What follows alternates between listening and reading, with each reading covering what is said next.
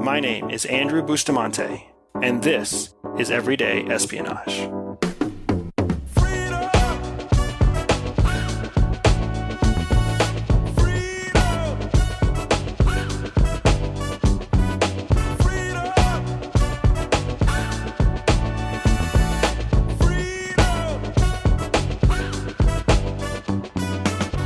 I had an opportunity this week to sit with a good buddy of mine who's a former Special Boat Service, SBS. That's not something you often hear about here in the US. But the UK Royal Navy, their special forces, their SEAL equivalent is called the Special Boat Service, SBS. And these are Tier 1, highly trained, awesome killer operatives, covert action, some of the best and most impressive people in the world, but also some of the most humble and some of the most friendly. Like many of the Tier 1 operators that you may never get to meet, they're really just awesome people to be around. And my buddy James is no different. Now, James was one of the most elite Special Boat Service helicopter pilots in the Royal Navy. He served in some of the nastiest parts in Afghanistan and Pakistan. And he was in the US and he was visiting Tampa, and we decided to go out and have some coffee, compare notes, talk about business, talk about life, and just do what we do whenever we get together. And he brought up this concept that I thought was just, to borrow a British term, just absolutely brilliant. And I did not want to sit down and record this podcast without sharing with you this awesome idea that he just dropped in the middle of a coffee date together. So let me give you some background here. Now, James wrote a book back maybe 5 or 7 years ago, where he was detailing his experiences overseas as a covert, elite helicopter pilot, delivering kinetic packages throughout Afghanistan and Pakistan supporting the war. And when he wrote the book, he was still actively involved with the Royal Navy. He didn't want to get into the mess of trying to figure out what could and couldn't be shared and what he couldn't be reimbursed for, because he was a public sector servant. So when the publisher came to him and gave him the proposal for the book, the publisher said that the book was estimated to generate somewhere between 20 and 50,000 pounds in terms of direct payment to James before royalties and before ongoing sales. Now, in the book publishing world, that's about average, right? Somewhere between 30 and 80K is essentially what most former spies or former elite operators can expect in the bulk payment whenever they sell rights to their book.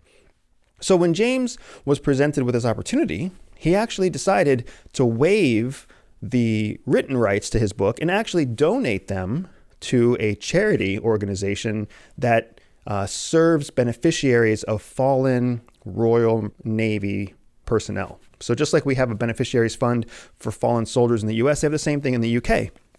So James wrote all proceeds, all copyright, all everything to the beneficiary fund for the Royal Navy and kind of signed it off from there.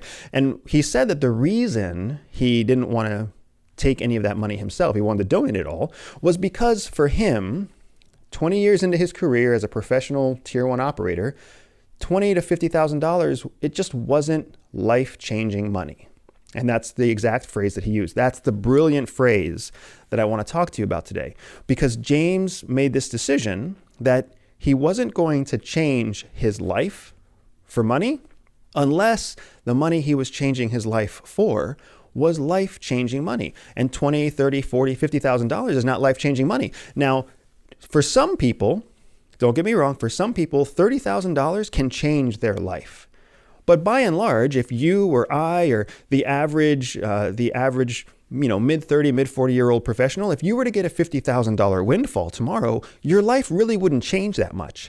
Maybe you'd pay off some of your mortgage, maybe you'd pay off some school debt, maybe you'd buy a new car. That's not changing your life, right? So for James, when he was given this opportunity with the publisher, he decided, you know what? I'm not going to change my life with $50,000. But if I give this to the families of fallen heroes in the UK, this money might be able to change someone's life, not my own. So he signed it off, and the publisher went to town, and the book was published. Now, a year later, James didn't follow the book because he didn't maintain rights to it. He didn't really have any reason to track it from day to day. A year later, he gets a phone call from that benevolent fund, from that charity organization that was serving the families of fallen heroes. And they invited him to come to an annual dinner. Now James was not expecting that call. And he said that when he took the call, he couldn't help but ask why he was being invited. He had never been invited before after a whole career as an SBS, senior unit officer. Why was he getting invited now? And the person on the other end of the line said that he was being invited because he had made the single largest charitable donation ever made in the history of the beneficiary fund. And James said that when he first was told that news, he thought there must be a mistake. And then the second thought he had is it's kind of sad that no one has ever donated more than, say, $50,000 to this fund. But he agreed, and he said that he would come to the fund event. A few weeks later, he got a second follow-up call from the leader of that fund, who wanted to call to personally thank him for the largest contribution ever made. And James said that he was starting to laugh a little bit at it, and he couldn't help but ask, why is everybody so impressed with my donation? How much did I donate? How much did the book generate? And the person on the other line said that he had generated 770,000 pounds, £750,000 from a book that was estimated to rev only about 50,000 pounds at the time. So that was why everyone was so excited, because when James decided not to change his life to pursue a $50,000 book, when he donated it to charity, the charity was able to turn that into 750,000 pounds of charitable donations over time. And they did it through a number of clever ways. I'm not going to bore you with all those clever ways now, but James was super excited because not only was he able to change more lives for the beneficiaries of fallen heroes in the Royal Navy, but he was able to be a contributing member to something, to a historical event for this charity, and really be a mentor and an example to future donors of what the charitable donation or what this charity could do to help fallen soldiers. And now, James is also very honest and very direct. So as we were sitting there talking, he was like, if I would have known it was going to generate, £750,000, that is life-changing money. So he would have most likely taken the 700,000 pounds for himself and then made a large personal donation of 50 to 70K on his own. But one way or the other, what's fascinating here is that we're not talking about money just as money, right? He's talking this successful tier 1 operator who currently runs his own international business, who is a well-respected and well-known author. Now we're talking about the difference between changing your life for money and making life-changing money. Now that conversation is so fascinating to me because later in the day, after I had coffee with James, I came home, I hung out with my kids, I hung out with my wife, and we actually all took a family trip to go shopping with my father-in-law. And as we were going shopping, my father-in-law decided that he needed to fill the tank with gas. So he took us off the highway and took us out into this kind of roundabout drive so that we could come to a Sam's Club. Now, we got to Sam's Club, and I was a little bit surprised because that's not where we were supposed to go shopping. And my father-in-law said that he wanted to go to Sam's Club so he could buy gas as a Sam's Club member, and that it's cheaper. It's about 10 cents a gallon cheaper to buy gas from Sam's Club. So in the back of my head, just having my conversation with James, I'm thinking to myself that my father-in-law is about to fill his 15-gallon truck fuel tank with gas that's 10 cents cheaper. And he's driven about 25 minutes out of our way to get to this gas station. So for $1.50 in gas savings, he has essentially wasted 20 to 25 minutes of his day and our day just to get there. And then when we leave Sam's Club to go back to the highway, he's going to blow another 15 to 20 minutes. So almost an hour of everyone's life so that he could save $1.50 in gas. That, in contrast to what James was just talking about that morning, my father-in-law was actually changing his life to save some money that was not life-changing money. And then it's even funnier that after he saved his $1.50, he parked and we all went into Sam's Club and he decided to buy, 20 times that amount in other junk, right? Bulk spaghetti sauce and bulk peanut butter. But that's the way it works. Now, fast forward a few days and I'm sitting with another friend of mine, a good friend of mine and a client who flew down from Minnesota. And he was down here in Florida enjoying a wet, cold and rare Florida evening, because usually it's much nicer than that. And we're sitting there and I'm telling him the same story that I'm telling you. I'm telling him the story about sitting with James and having this life-changing money conversation and then going shopping with my father-in-law later on in the same day. And he's chuckling, he's laughing with me, and he tells me this story that he's got from his own experience up in Minnesota. Now, he's from a part of Minnesota where people drive a long way to go anywhere. And he said that up there, he knows a friend of his and a business associate of his who actually will sell online, Facebook Marketplace or Craigslist or whatever. He'll sell bundles of used plastic hangers for $5. So, he'll put up an ad that says 25 plastic hangers for $5. And he'll place this ad on Facebook Marketplace or Craigslist somewhere on the great interweb. And somebody somewhere will actually drive out of their way to come pick up this bundle of 25 hangers for $5. And because they live in rural Minnesota, sometimes that person might drive from 30 minutes away or an hour away or 90 minutes away. And they'll drive 90 minutes to spend $5 on 25 plastic hangers and then drive 90 minutes to get back home, when they could just go to a local Walmart or a local Target, which is basically for everybody in America almost. You can find one of the two of those things within 45 minutes. You go to a local Walmart or a local Target and you can buy a bundle of 10 hangers for about $9.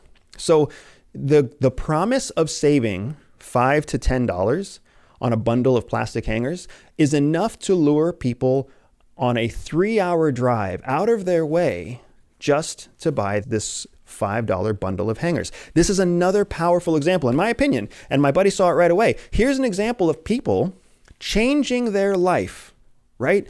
Wasting their time, wasting their energy, losing almost an entire day to drive out of their way to buy $5 plastic hangers. Changing their life for money that isn't life-changing money. It's incredible. It's incredible to think about, but it's not that incredible. It's not that crazy to understand, right? Because it's easy.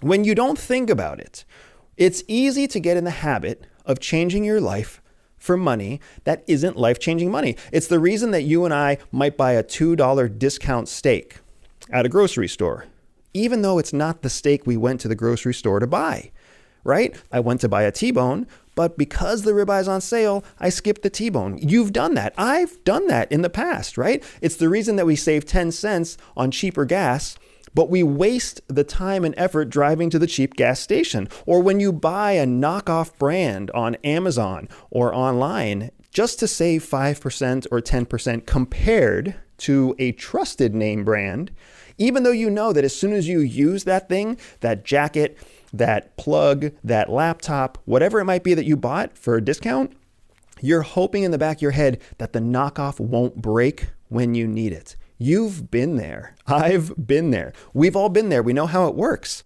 When you spend your time, effort, energy, or stress trying to gain these small increments of money, the truth is that you are losing. You're losing because you end up spending your most valuable resources, your time, your energy, your effort. You're spending your most valuable resources on money that isn't life-changing money. Money that isn't significant enough. Money that isn't large enough to actually change your life.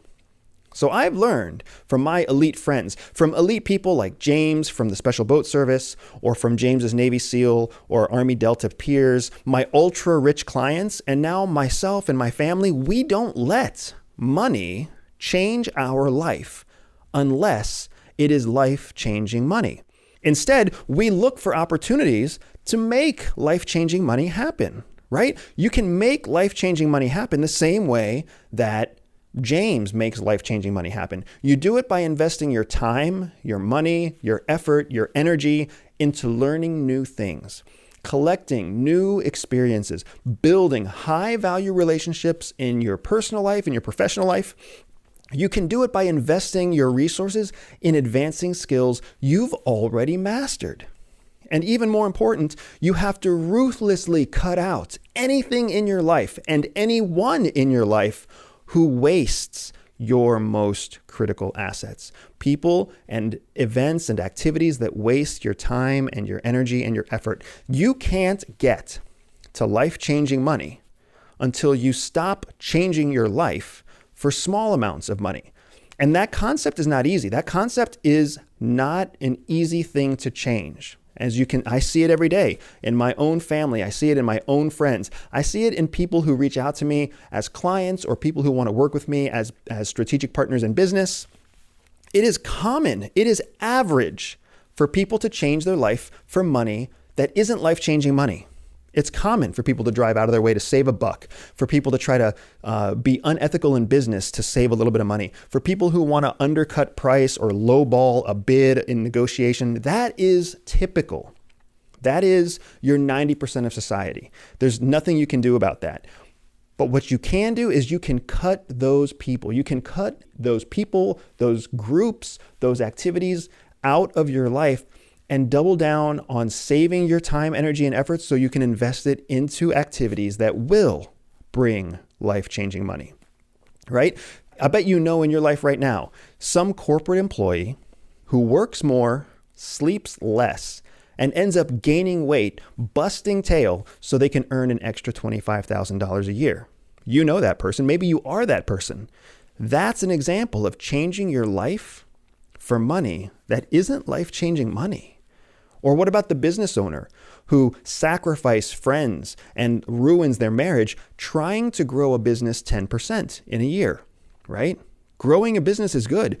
Growing a business 10% at the cost of a marriage and family and children, that's changing your life for money that isn't life-changing money, right? The dirty little secret you never hear from all the one-hit wonders and the world's biggest failures is that they all let themselves change their life for money that wasn't life-changing money. Now, right now, you have the same choice. Today, tomorrow, and the day after that, you will be faced with these opportunities, these questions where you have to choose. Do I change my life today for money that isn't life-changing money, or do I buy myself the nicer steak? Do I go to the convenient gas station even if it is 2 cents more expensive?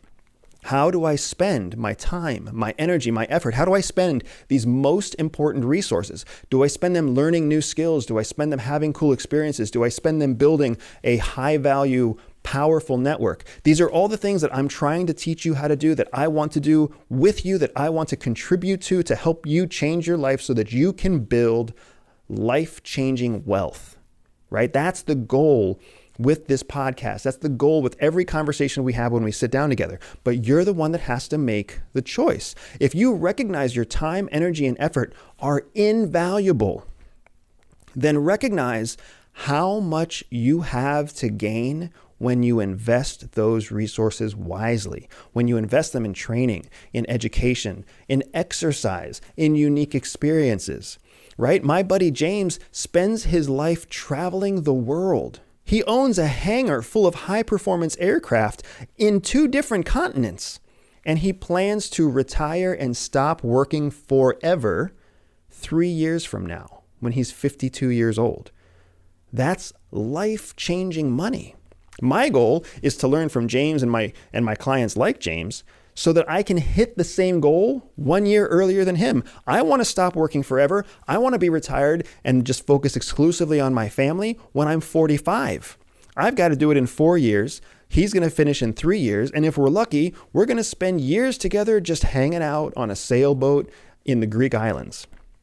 You aren't that far from being in the same trajectory, being in the same world, having the same objective as James and me and all the elite, ultra-wealthy, ultra-rich people out that I get to hang out with. When you spend your time, energy, and effort the right way, spend it like I spend it. Spend it like James spends it. Invest in yourself, invest in your training, your education, invest in unique experiences and high-value relationships, and ruthlessly, I hate to say it because it sounds so harsh, it sounds so cold, but there is no more accurate way to say it. You have to be ruthless about cutting out everyone and everything who is stuck in the cycle of changing their life for money. Because when you do, When you can rid yourself of the people who change their life for money, that's how you find your way to making life-changing money. And that is everyday espionage. Everyday Espionage is dedicated to one thing: educating everyday people.